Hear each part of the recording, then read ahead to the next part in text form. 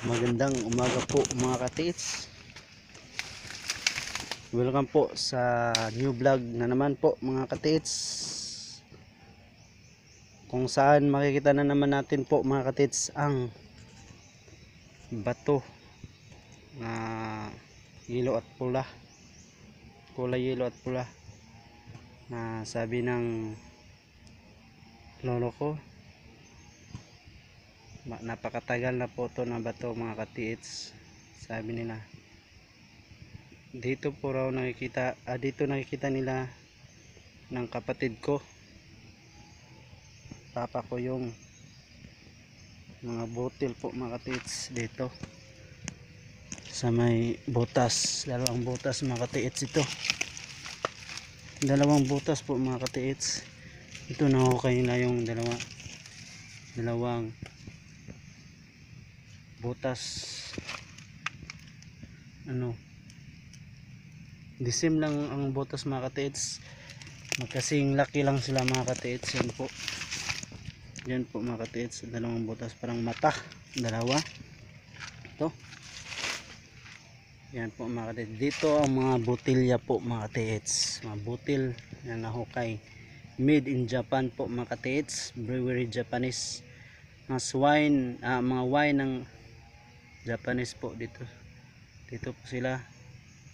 Sabi ng lolo ko baka dito yung mga ibinabaon na mga ito po ang isang butil po na nabibiyak. Ito po, maganda po dito. Ito yung nababasag, nababasag na butilya po. Dyan mga butil, at abangan nyo po mga katiits kung anong susunod dyan mga katiits pag nahukay ito mga katiits, kung anong laman dito sa ilalim mga katiits. Yan po ang bato mga katiits. Yan mga katiits, yan ang bato mga katiits. Yan, at may butas dito mga katiits na nilagyan ng bato nila mga katiits para hindi makita ang butas ng bato. Yan, ito po mga katiits sa niya. Yan ang bato, yan yelong bato. Yan, kakaibang bato po mga katiits. Siya lang po ang nag-iisang bato na makikita po natin mga katiits. Ito po mga katiits sa kanyang likuran. Yan, may butas pa doon tungo sa ilalim. Yan po mga katiits. Pasensya na po, hindi nalinisan po mga katiits.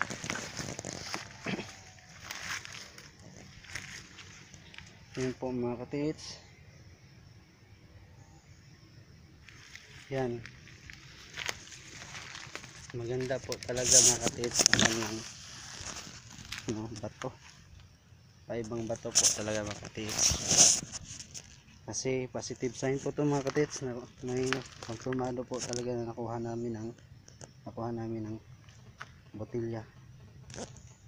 Diyan, botilya din na basag na botilya. Ito po mga katiits sa ilalim ng bato. Pasensya na po mga katiits, hindi ko pa napalinisan po mga katiits.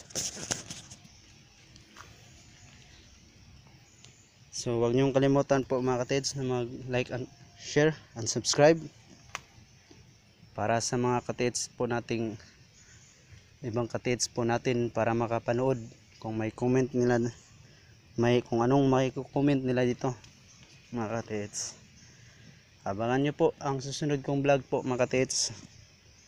May makikita pa tayo dito mga katiits, kasi dito nagka-camp ang mga Hapon sa unang panahon po. Ito po yung pangatlong sign po mga katiits na tagpuan po natin dito na area po mga katiits. Doon sa tubig, sa X, at sa may butas Sa ilalim na may mga butas at botilya. At dito naman po mga katids, bato na may botilya na nahukay. Yan, dalawang butas yan, at may basag na botilya, at kasama pa yan ang mga botilya na hindi nababasag. Yan po mga katids. At dito ang butas, dyan ang butas katids. Hindi ko na lang kunin to mga katids kasi mabigat. Yan, may butas dyan sa likuran yan mga katids. Yan, abangan nyo po ang susunod na video po mga katids, kung ano ang nasa ilalim yan mga katids. Hindi lang yan po mga katids. Tingnan po natin ang paligid mga katids. May makikita pa tayong sign, bato na pula mga katids. At may ang lupa po mga katids, napupula na po mga katids. Kakaibang kulay ng lupa po mga katids. Sige po mga katids, puntahan po natin. Ito po mga katids, yelong bato yan mga katids, at dito pulang bato. 3 meters lang po mga katids. Ito ang bato na pula, pulang bato dyan. At hindi lang yan mga katids, tingnan pa natin ang paligid mga katids. Ito po mga katids, ito po yung pula na bato po mga katids na biniyak ko mga katids. Yan, magandang bato po mga katids. Siya lang po ang naibang bato po dito mga katids. Yan, at ito po yung pangalawang botilya po mga katids na nabibiyak doon. Nabibiyak doon sa may bato na yelo kanina. Ito ang nakalagay po dito mga katids, made in Japan po mga katids. Mga Hapon talaga, mga wine ng Hapon ito mga katids. Yan, marker, parang para sa akin po mga katids, marker din to. So, nung una talaga po mga katids, maganda po talaga to mga katids, nung hindi pa biniyak. Napakapula. Ito po may pailalim pa po mga katids. Ganun yan mga katids, magandang pag ganun.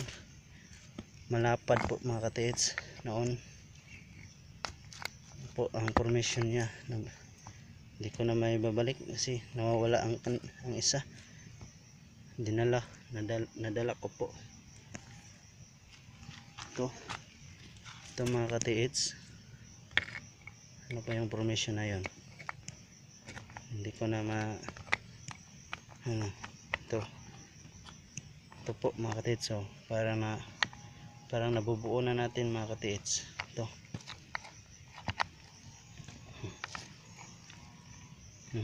ano ba yan?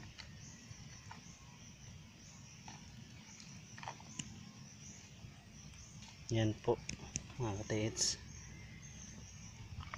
pulang bato sa ilalim yan mga katids. At sa ibabaw po mga katids, ito po sa ibabaw, sabi nila may makikita po tayong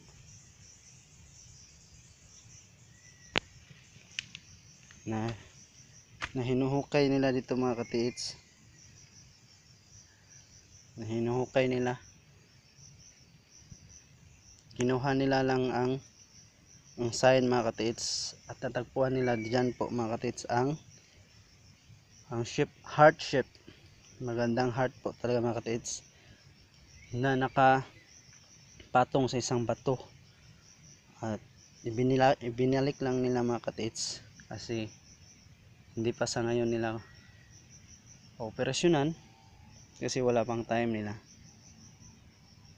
At hindi lang yun mga katids, kasi napupursige sila dito na maghukay kasi may sign po. Hindi lang ito ang sign na pulang bato, kundi may tatlong malaking lansang po mga katiits. Ano ibig pa sabihin yung lansang na yan sa Tagalog? Sinsya na po sa mga katiits sa ating Tagalog. Lansang po, triangle po yun mga katiits, sa puno ng lubi. Dito sa puno ng lubi mga katiits. Saan ba yun? Ito yun mga katiits. Kasi dyan mga katiits, kinuha nila ang tatlong lansang. Ano po mga katiits? Kung tingnan pa po natin sa ibabaw mga katiits, kayo mga katiits, tingnan pa po natin, may makikita pa tayong ang lupa mga katiits. Ito, yan ang lupa mga katiits, kakaibang lupa mga katiits, at may parang mga uling. Wala namang nag-uuling dito mga katiits na mga farmers. Kung sabihin natin na may nag-uuling, so wala namang butas dito mga katiits. At yung dumadaan dito mga katiits, wala namang mga uling na nilagay dito mga katiits. Dito kakaiba to mga katiits, oh. Kulay pula ang bato mga katiits at may uling. Hindi lang yan sa ibabaw mga katiits, may sa ilalim pa yan mga katiits ng mga uling. Hinukay ko na yan mga katiits, kinuha ko yung mga sign at binalik ko muna mga katiits kasi hindi pa tayo, kasi vlog lang po ang ginagawa ko muna mga katiits. Yan lang po mga katiits. Kung sinubaybayan nyo po ang vlog ko mga katiits, kumpirmado po mga katiits na nandito ang mga Hapon noon, kasi dito sila nagka-camp. So wag niyong kalimutang mag-subscribe, comment and share para sa mga katiits nating naghangad din ng mga treasure sign. So mga katiits, maraming salamat po sa panonood. Dito lang po mga katiits, at abangan nyo po ang susunod kong video mga katiits. Bye mga katiits, kita-kits po mga katiits.